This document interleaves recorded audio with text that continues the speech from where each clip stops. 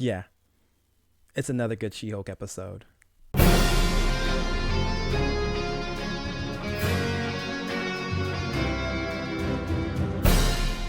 So here we are, another Thursday, another good She-Hulk episode. I am very happy with how this show has been able to captivate me every week. I don't really like Marvel too much. I've said this before in the past. I'm going to continuously say it. I have a lot of beef with Marvel, but She-Hulk has really been able to keep me excited and happy every single week. And here we are, another good episode. But as we've always done, we have to get the bad out the way first because I feel like I have to also criticize the show for its shortcomings. And one of the show's shortcomings is one of its characters. Thank God they're not a frontrunner character, but they are a side character I never really cared for at all. Dennis. I don't really like his character too much. I get what they're trying to do with the character. They're making a more comedic approach to the character. They're trying to make they want everybody that sees this character to laugh and to smile and to make fun of him. I get it. I get what kind of character he's supposed to be. I just wish he had more layers to his personality. About as much as I want to sit here and just say, oh, he's just a comic relief character. He's here to bring the he-he's and the ha-has. I still do like my characters with a lot of depth. And he doesn't really seem to be a character with a lot of depth, which I guess that plays into his personality more so because I know he's supposed to be a very surface level type of character, very vain, which is fine. It's just the fact that I still do like my characters with a little bit more depth, even if they are going to be a comic relief character. All of his scenes and all of his plot lines that intertwined with this episode, I really didn't care about. But that doesn't mean that his plot line completely failed, because there are some things that happen later on that intertwines with the main plot line, which would be Jennifer representing Abomination in court.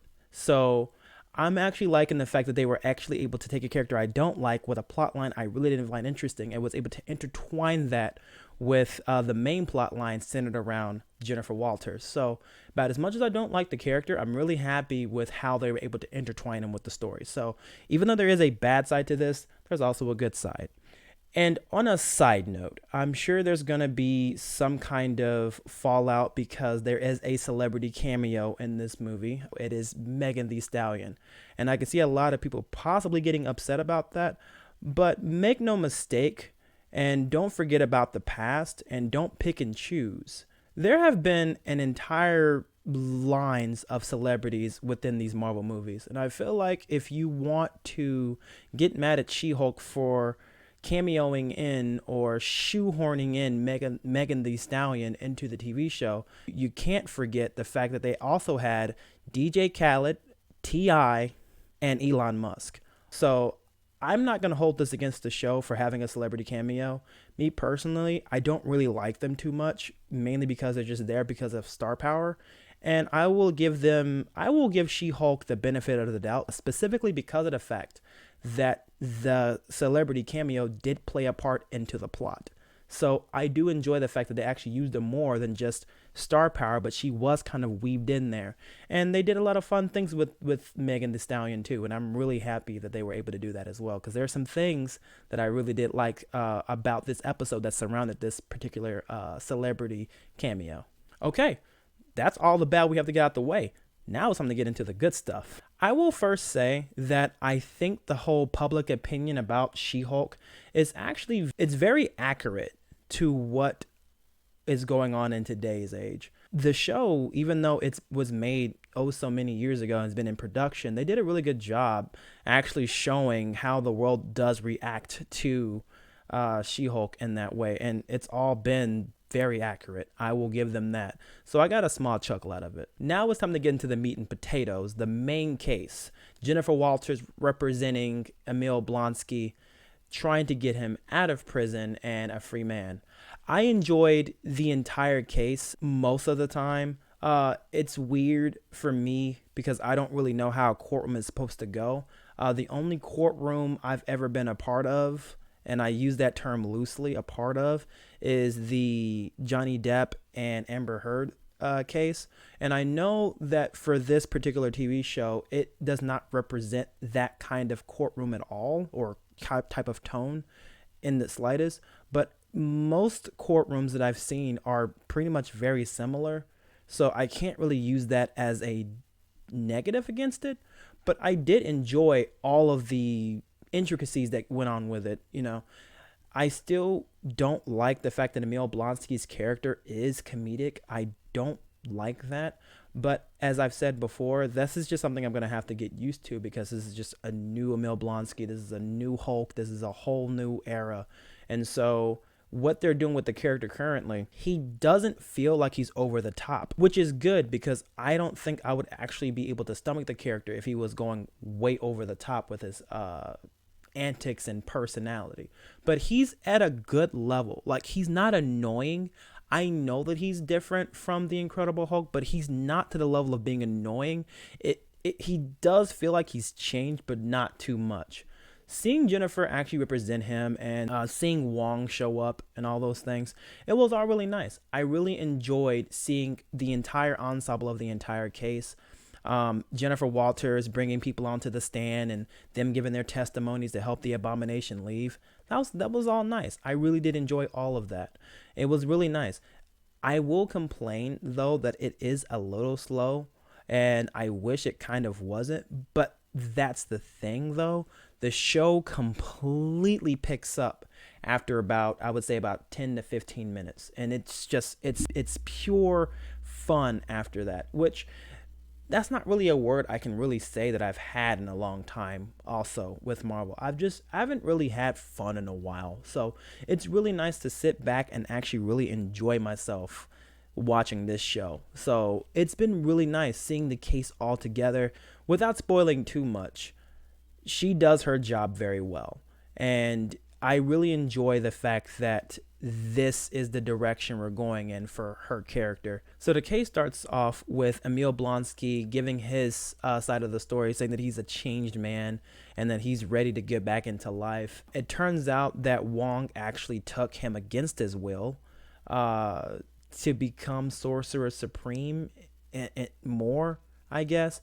That part of the plot actually does confuse me in a way, because I don't necessarily know exactly why that was a thing to begin with at all, in terms of Wong wanting to be Sorcerer Supreme, or how that ties into the Abomination and why. I just don't see how fighting in a fight club will give you more power as Sorcerer Supreme, or will make people want you to be Sorcerer Supreme, or how that even ties into being Sorcerer Supreme in the first place. I don't know. But honestly, like I said, I'm just going to have to shrug that off, because that's something I'm sure that I'm completely missing out on in terms of plot. So I'm not really going to explore that too much and say that it's good or bad. I'm just going to say it's confusing, and that's just how that is. So near the end of the episode, these groups of dudes, 4 of them, jump Jennifer. And I do like the fight scene. This is nice. I love seeing how strong and how tough Jennifer Walters actually is, and it's really nice to see, even though you have all these magical powers and weapons, these guys had, like, one dude had like a wrecking ball thing, which I wouldn't be surprised if that is the Absorbing Man, but I could be wrong. And some other guy had like a needle, and some other guy had like a knife. And the fact that she was just able to just toss these dudes around the entire time, it was just a joy to see. I love seeing Jennifer in motion. It has been nothing but a treat seeing this character realized. I now know how everyone feels about most of the Marvel movies now. If this is how they felt, I see why they've been such a big fan of this series for so long. She-Hulk is a force of nature, and I love seeing it. And I'm assuming at some point she won't be. And the amount of heartbreak I'm going to feel if that becomes a thing is going to be insurmountable, because she is such a lovable character. Jennifer Walters, her character reminds me a lot of Rebecca Bunch from Crazy Ex-Girlfriend, and her personality is just a joy to see too. She is all over the place. She's cute, she's sexy, she's sporadic, she's chaotic. She has a really bouncy, bubbly personality. Jennifer Walters isn't exactly like that, but she has a lot of mannerisms and personality in the way she moves and the way she speaks. And I've just been enjoying seeing her, just seeing Jennifer Walters, not She-Hulk, but Jennifer Walters. The actress is doing a great job portraying the alter ego to She-Hulk.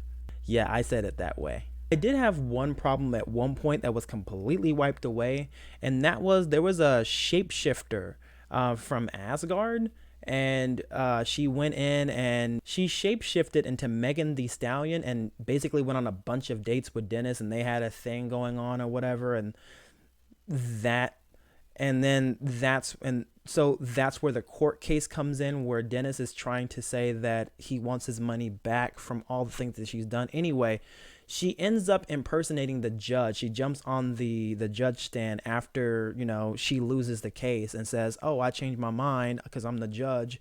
Bam. And so I'm like, that's a little weird. You're not supposed to do that. And I think someone actually told her that's a crime. And I was like, yeah, it's a little weird. It seems a little too goofy. And I didn't really like that too much until the judge came in and said, "Hey, you're also going to spend another 60 days. I think he's on parole or something like that. I think 60 days in jail, something like that, for impersonating a judge." And I'm like, oh, wow. So they actually brought that back. So I do like the fact that there are consequences in this world. I told you, if you're going to do comedy without consequence, I do not mess with. You can have a lot of characters, get hit by cars and fly into walls and things like that. That's all funny, I guess. But when there are actual lasting consequences for antics and for people's eccentric personalities, I do enjoy the fact that there are consequences, because then I can start laughing. I don't see the point in laughing when there isn't any consequences, because nothing really matters. But when you can get sent to jail for doing some dumb shit like that, I'm all for it. I really do like that. So the show is actually doing really good and portraying like over the top comedy, but still adding in consequences. I love that. It needs to keep doing that. That's what was missing from Thor 4. It was a lot of comedy, but not a lot of consequence. And that's why I didn't really like the movie too much. Here, it's a little different, and I really enjoy it. And then we get to the very last part. Okay, look, I have been on this She-Hulk train since I was a teenager, and there is an after credit scene that I really enjoyed. I enjoy seeing She-Hulk being She-Hulk, and this is another example of her awesome personality. I don't want to go into too many details because I don't want to spoil it, but it is one of the best outro scenes to any TV series that I have ever seen, ever. Now, I am exaggerating, but I loved it so much, and it is perfect and within her personality to do so. And I am geeking out. I loved it so much.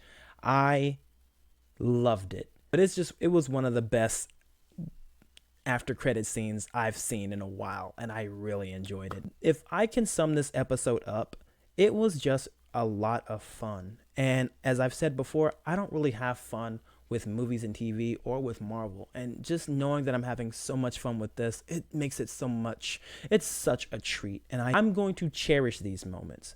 As I've said, if the show fails, then the show fails, but at least I still have episode 1, 2, and 3 to look back on. If I were to score this episode, I will give it a 5 out of 5. It's a 5-star for me.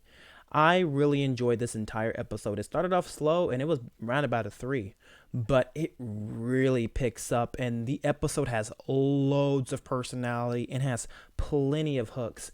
Megan the Stallion is also hilarious, and I didn't think I would ever say that. I'm not too familiar with Megan the Stallion, but I loved her in She-Hulk. She did a great job with the material that she was given. Tons of personality. If I were to give it a overall score for the casual audience, I would give it around about a 4.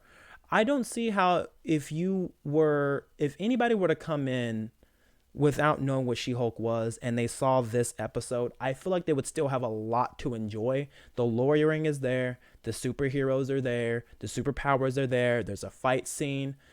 It has everything I feel like a casual viewer may like, but I can't put it above a 4-star specifically because of the fact that there are still slower parts in the very beginning that they might want to turn off if they're watching it for the first time. Oh, this is a little too slow.